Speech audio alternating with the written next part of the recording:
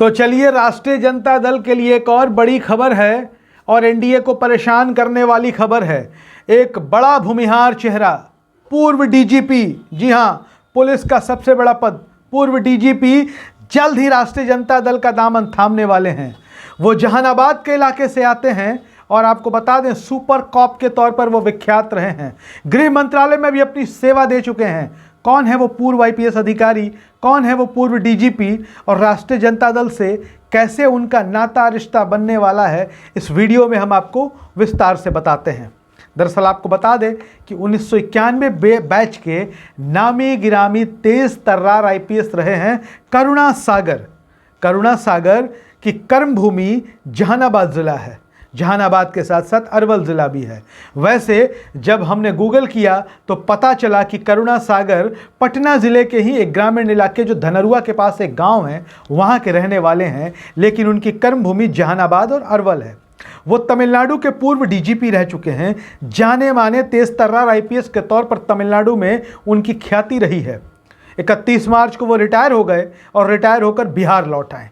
बिहार लौटने के बाद उन्होंने तमाम सामाजिक गतिविधियों में अपने आप को लगाना शुरू कर दिया है और समाज के अलग अलग तबके, अलग अलग हिस्सों से लगातार उनके सम्मान की खबरें आ रही है और सामाजिक गतिविधियों में जिस प्रकार से उन्होंने अपने आप को ढाल लिया है और वो कह रहे हैं कि मैंने सरकार की सेवा की, मैंने जनता की सेवा की, मैं आईपीएस रहा, लेकिन अब वक्त आ गया है रिटायरमेंट के बाद कि मैं जहानाबाद के लोगों के बीच बना रहूं, मैं जहानाबाद के लोगों की सेवा करूं, मैं जहानाबाद की सेवा के लिए संकल्पित हूं। मैंने कृत संकल्प लिया है कि जहानाबाद को हम आगे ले जाएंगे। करुणा सागर जल्द ही राजनीति में प्रवेश कर सकते हैं और राष्ट्रीय जनता दल का दामन थाम सकते हैं। मीडिया रिपोर्ट्स के मुताबिक पटना पहुंचे लालू प्रसाद यादव और तेजस्वी यादव से करुणा सागर की मुलाकात हो सकती है। जहानाबाद जिला हो, अरवल जिला हो, जो भूमिहार समाज है उसमें करुणा सागर की बड़ी पकड़ मानी जाती है, क्योंकि वो आईपीएस होने के साथ साथ लगातार अपनी कर्मभूमि से जुड़े रहे थे, वहाँ के लोगों की मदद करते थे। ऐसे में एक समर्थकों की बड़ी तादाद है उनकी।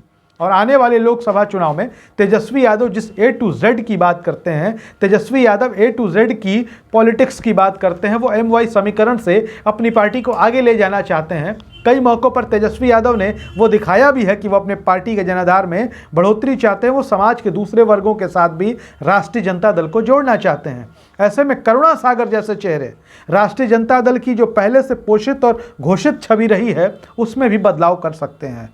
करुणा सागर आईपीएस रहे हैं, जाहिर तौर पर आप मान सकते हैं कि समाज के बुद्धिजीवी वर्ग से आते हैं, भूमिहार समाज से आते हैं। ऐसे में करुणा सागर आगामी लोकसभा चुनाव लड़ेंगे या नहीं लड़ेंगे, इस पर बहुत सारे विचार हैं, बहुत सारे संशय हैं। लगातार खबरें आ रही हैं कि करुणा सागर लोकसभा चुनाव लड़ने के लिए राष्ट्रीय जनता दल में जाना चाहते हैं, लेकिन करुणा सागर की ओर से कहीं से कोई ऐसी बात सामने नहीं आई है। लेकिन जिस तरीके से रिटायरमेंट के बाद लगातार अलग अलग जहानाबाद, अरवल के सामाजिक संगठनों के साथ वो जुड़ रहे हैं, सामाजिक संगठनों की लगातार बैठकों में शिरकत कर रहे हैं, अभिनंदन समारोह किया जा रहा है करुणा सागर का, वैसे में अंदाज़ा लगाया जा रहा है कि ये सामान्य घटना नहीं है। सामान्यतः ऐसा नहीं हो रहा है। हालांकि आपको बता दें कि जहानाबाद की सीट पर जनता दल यूनाइटेड का कब्जा है। चंद्रेश्वर प्रसाद चंद्रवंशी यहाँ से सांसद हैं। राष्ट्रीय जनता दल का भी बहुत मजबूत किला रहा है जहानाबाद। लगातार डॉक्टर सुरेंद्र प्रसाद यादव, जो अभी बिहार सरकार में मंत्री हैं, वो चुनाव लड़ते हैं यहाँ से। पिछली दफ़ा भी बहुत कम वोटों के मार्जिन से वो हार गए थे, वो भी अपने पार्टी के अंदर जो भीतरघात हुई थी उसकी वजह से।